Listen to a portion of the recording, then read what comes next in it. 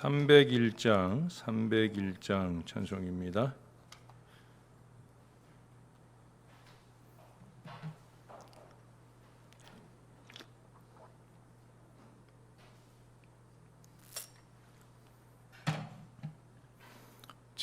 지금까지 지내온 것 주의 크신 은혜라. 한이 없는 주의 사랑 어찌로 말하랴. 자나깨나 주의 손이 항상 살펴주시고 모든 일을 주 안에서 형통하게 하시네.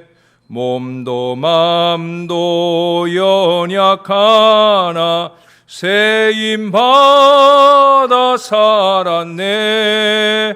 물 붓듯이 부으시는 주의 은혜 족하다. 사랑 없는 거리에 나 험한 산길에 맬 때 주의 손을 굳게 잡고 찬송하며 가리라. 주님 다시 배올 날이 날로 다가와 무거운 짐 주께 맡겨 벗을 날도 멀잖네.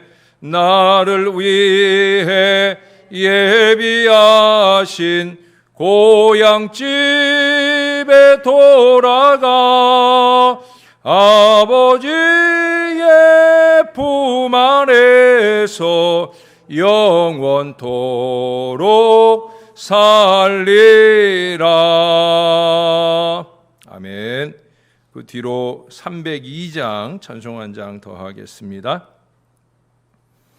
내 주 하나님 넓고 큰 은혜는 저 큰 바다보다 깊다. 너 곧 닷줄을 끌러 깊은 데로 저 한가운데 가보라. 언덕을 떠나서 장파에 배 띄워 내 주 예수 은혜의 바다로 내 맘껏 져가라. 왜 너 인생은 언제나 거기서 저 큰 바다 물결 보고 그 밑 모르는 깊은 바다 속을 한번 헤아려 안 보나. 언덕을 떠나서 장파에 배 띄워 내 주 예수 은혜의 바다로 내 맘껏 져가라. 많은 사람이 얕은 물가에서 저 큰 바다 가려다가 찰싹거리는 작은 파도 보고 마음 약하여 못 가네. 언덕을 떠나서 장파에 배 띄워 내 주 예수 은혜의 바다로 내 맘껏 져가라. 자, 곧 가거라. 이제 곧 가거라. 저 큰 은혜 바다 향해.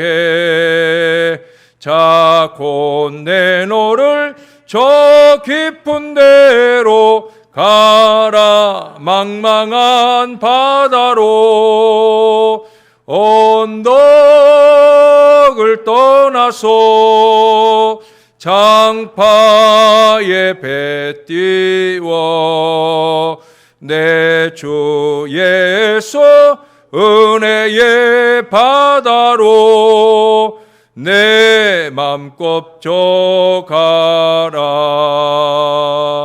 언덕을 떠나서 장파에 배 띄워 내 주 예수 은혜의 바다로 내 맘껏 져가라. 아멘. 기도하겠습니다. 좋으신 아버지, 우리를 늘 사랑해 주셔서 감사합니다. 언제나 문제는 우리가 그 사랑을 잊어버림에 있음을 고백합니다. 우리를 사랑하시는 하나님을 잊어버리고 그 하나님의 사랑도 외면하고 우리의 어리석은 생각과 고집대로 죄악을 점철해 가는 이것이 바로 우리의 문제입니다. 죄를 이어가면서도 죄를 죄로 느낄 줄 모르는 영적인 무감각이 우리에게 있습니다.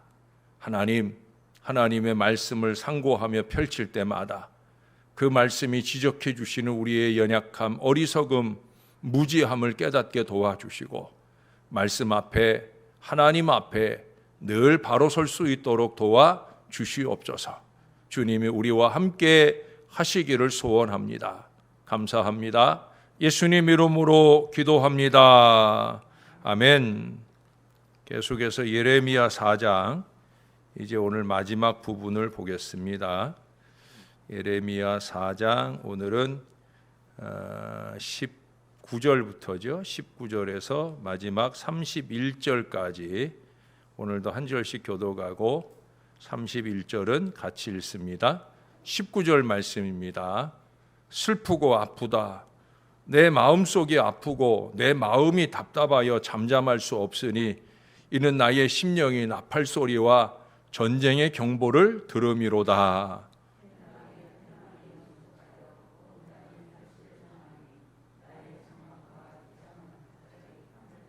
내가 저 깃발을 보며 나팔 소리 듣기를 어느 때까지 할꼬.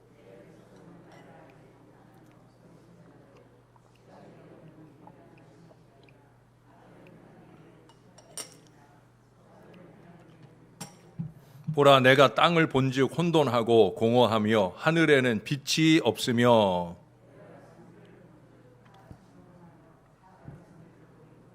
내가 본즉 사람이 없으며 공중의 새가 다 날아갔으며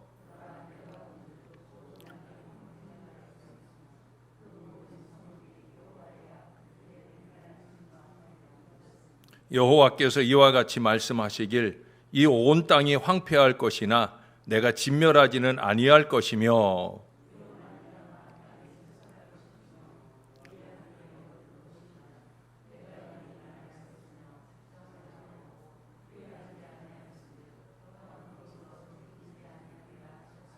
기병과 활 쏘는 자의 함송으로 말미암아 모든 성읍 사람들이 도망하여 수풀에 들어가고 바위에 기어오르며 각 성읍이 버림을 당하여 거기 사는 사람이 없나니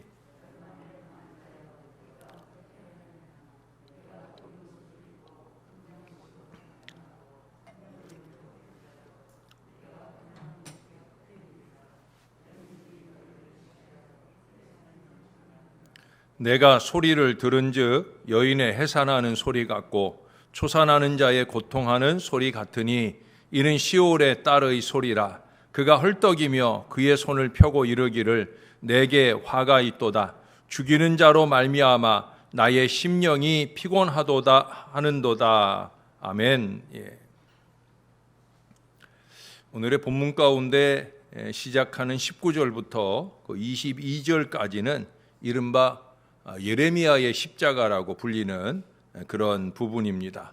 왜 예레미야의 십자가라고 부르는가? 그것은 다름 아니라 19절에서 찾아볼 수 있어요. 슬프고 아프다. 내 마음속이 아프고 내 마음이 답답하여 잠잠할 수 없으니 이는 나의 심령이 나팔 소리와 전쟁의 경보를 들음이로다. 자기 백성들에게 복이 아닌 이 재앙을 선포해야 되는 그 아픔이 선지자 예레미야의 마음에 가득하기 때문이에요. 이스라엘 백성들은 듣지 못하는 소리를 선지자 예레미야는 듣기 때문이요. 이 선지자는 그런 마음의 아픔을 오늘 고백을 하고 있어요. 이것은 참 선지자만이 느끼는 비애입니다. 그러나 예레미야가 그저 그 입에 넣어주시는 하나님의 신탁을 전하는 선지자라고 볼 때에는 이 본문은 심판을 내리시는 우리 하나님의 마음으로 볼 수도 있습니다. 이스라엘의 죄로 인해 어쩔 수 없이 심판을 내리게 되지만 부모가 자식을 때릴 때 마음 그 이상으로 우리 하나님께서 슬프고 아프고 답답하시다. 그렇게 볼 수 있는 거예요. 여러분들도 자녀들을 키우면서 자녀들이 잘못했다고 할지라도 그 자녀를 때리게 되어서 신나고 기쁜 부모님들이 계시겠습니까? 아마 아무도 없을 거예요. 거의 대부분이 아픈 마음이에요. 그래서 대부분 맞는 아이는 맞는 데가 아파서 울고 때리는 부모는 마음이 아파서 울고 그럴 때가 많습니다. 저도 우리 진혁이 유빈이 자랄 때 그럴 때 매를 들었었어요. 절대 저는 애들을 손으로 급한 마음에 손으로 치거나 그런 적이 한 번도 없어요. 항상 비치해 둔 매로 그렇게 몇 대 때리게 되는데 뭐 때릴 때도 애들 하는 모습을 보면 사실은 눈물 날 때보다 웃길 때가 많았어요. 특히 우리 유빈이 때문에 그 매를 맞는 그 모습 때문에 웃겨서 그래서 웃음 참으면서 때리다 보니까 그게 오히려 힘들었던 때가 있어요. 근데 그렇게 때리고 나면 어떻습니까? 밤에 잘 때 엉덩이를 까보잖아요. 그렇죠? 그리고 우리 아내가 그래요. 그렇게 마음 아플 걸 왜 때려요? 라고 그럽니다. 그러면 제가 두 가지 중 한마디를 합니다. 첫째 하는 말은 그럼 제멋대로 자라게 내버려 둘겠나? 라고 하거나 아니면 봉황의 기쁜 뜻을 뱁새가 어찌 알겠누? 라고 말하거나 그러곤 합니다. 어떻든 마음이 아프면서도 심판하시는 하나님, 가슴이 답답하고 안타까우면서도 하나님의 이 신탁을 묵묵히 전하는 선지자, 그 속에 부모의 마음 또 목회자의 마음이 있습니다. 우리는 그 마음으로 하나님을 이해할 수 있어야 돼요.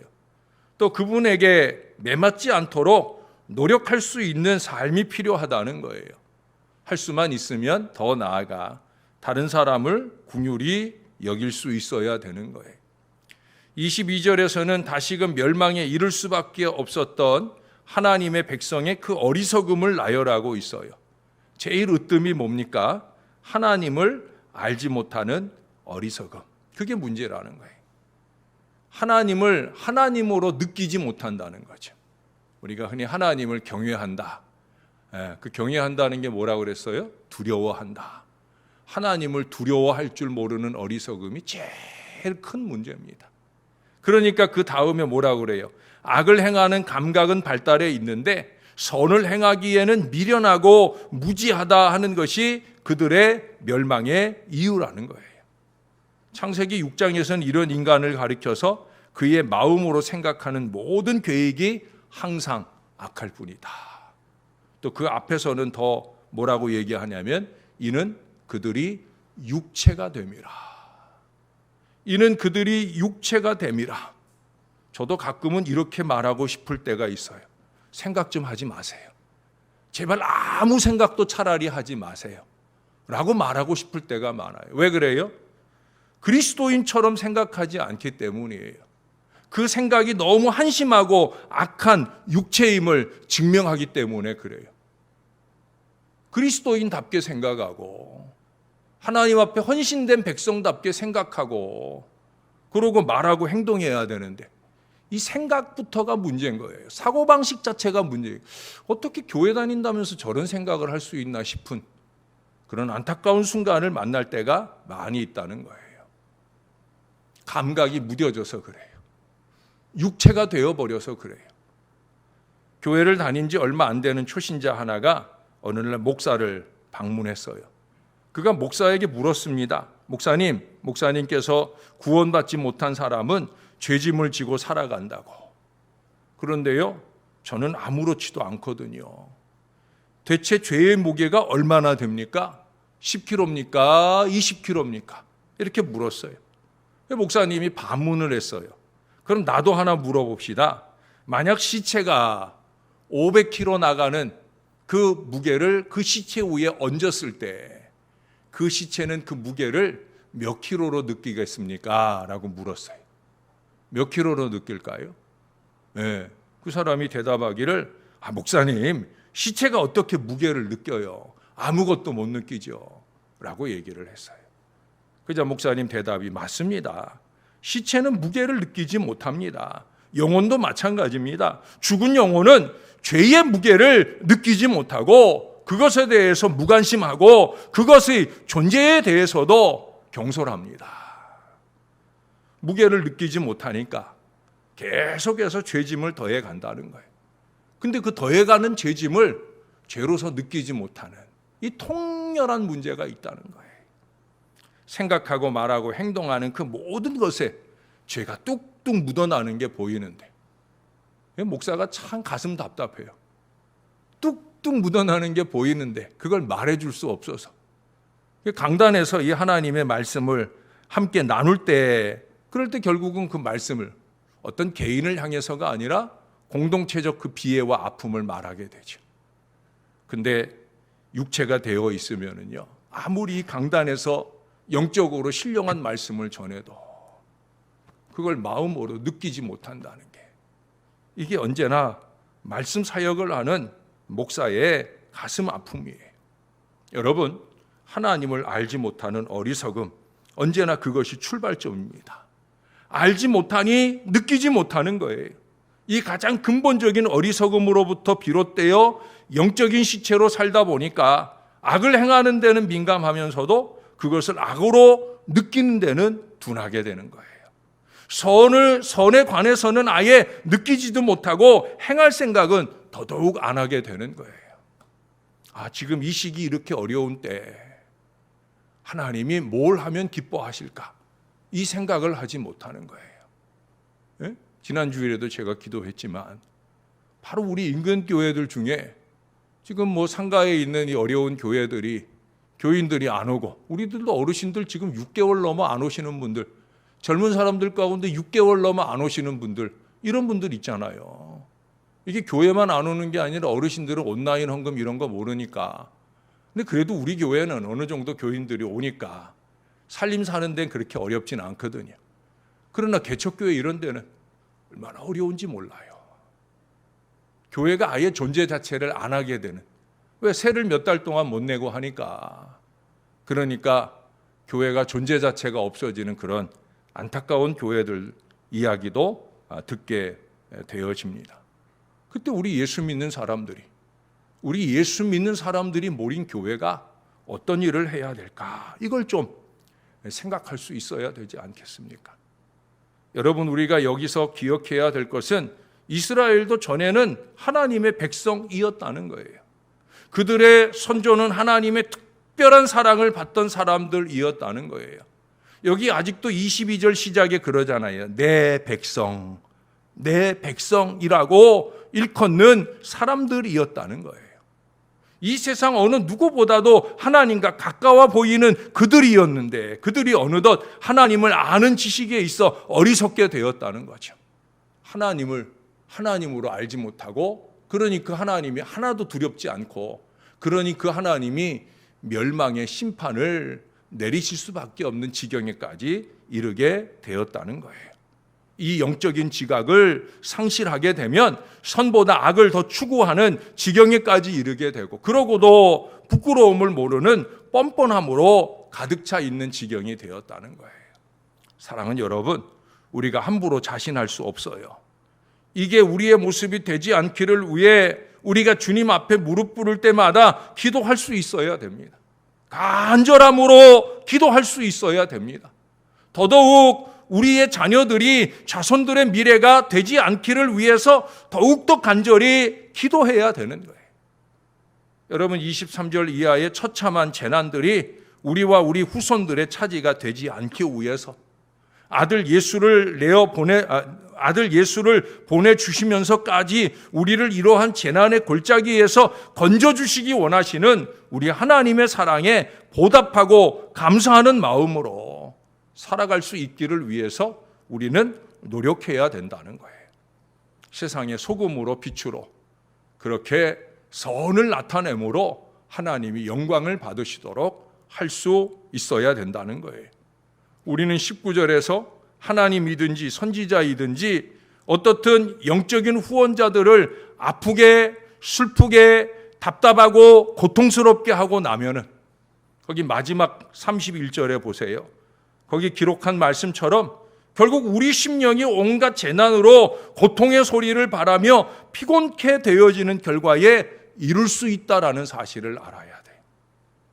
19절의 시작, 19절에 이것을 하나님의 마음을, 죄송하지만 목회자들의 마음을 아프게 할 때는 결국 31절의 말씀, 우리의 아픔으로 다가올 수 있다. 이 두려움으로 이 말씀을 봐야 돼요. 제가 목회자라서 이 말씀 드리는 게 절대 아니에요. 은혜의 계절 여름에 다시금 우리에게 영적 무지의 극복을 촉구하시는 이 말씀을 들으시는 시간에 더욱더 하나님, 그 아들 예수 그리스도를 알기로 다짐하는, 또 악을 행하는 데는 좀 무지하고 선을 행하기에는 뛰어난 감각이 살아있기를 위해서 기도하고 노력하는 저와 여러분들이 되어야 할 것입니다.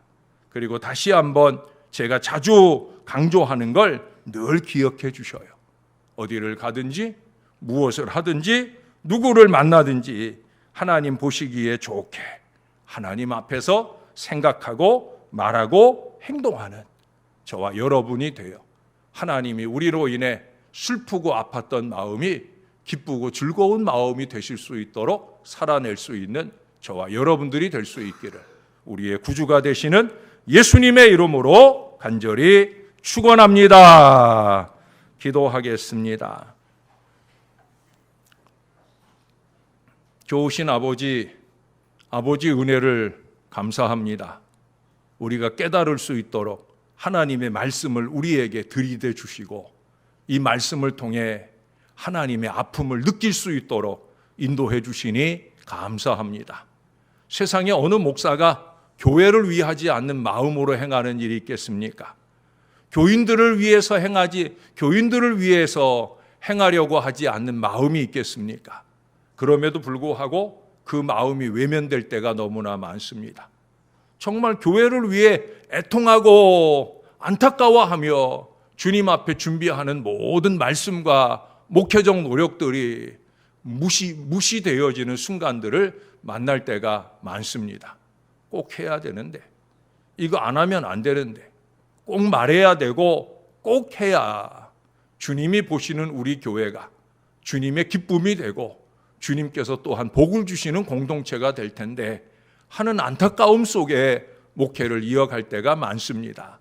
하나님 아버지, 저와 함께하는 모든 주의 백성들이 이 하나님의 마음을 헤아려 알 수 있도록 도와 주시옵소서. 그리스도인답게 생각하고 하나님의 백성답게 말하고 행동할 수 있도록 은혜를 더하여 주시옵소서. 정말 교회를 위한 것이라면 나의 희생과 책임을 더하여 그 모든 일들이 잘 결실되기를 최선을 다해 노력하는 하나님의 사람들 될 수 있도록 우리를 도와 주시옵소서.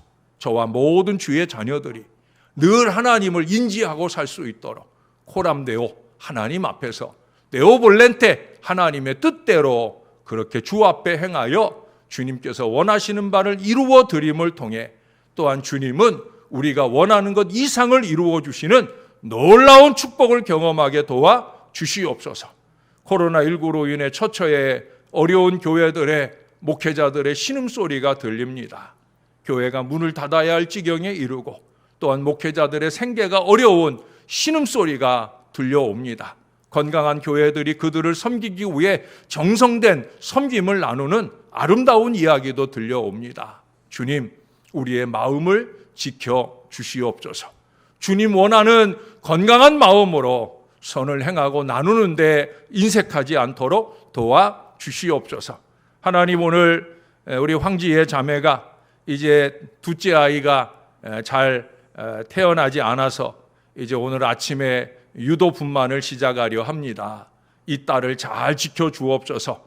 태중의 아이가 너무 커서 유도 분만조차도 많이 힘들고 어려울 터인데 주님이 꼭 여종의 손을 잡아주시고 아이의 머리를 잡아주셔서 이 아이가 태중에 태어나는데 어려움 없도록 은혜를 베풀어 주시옵소서. 그 가문에도 우리 교회에도 새 생명이 건강하게 태어나는 복된 축복이 넘치게 도와 주시옵소서. 산모와 아기가 모두 건강하다는 소식을 오전 중에 잘 들을 수 있도록 주님께서 도와 주시옵소서. 주님께 감사합니다. 예수님의 이름으로 기도합니다. 아멘.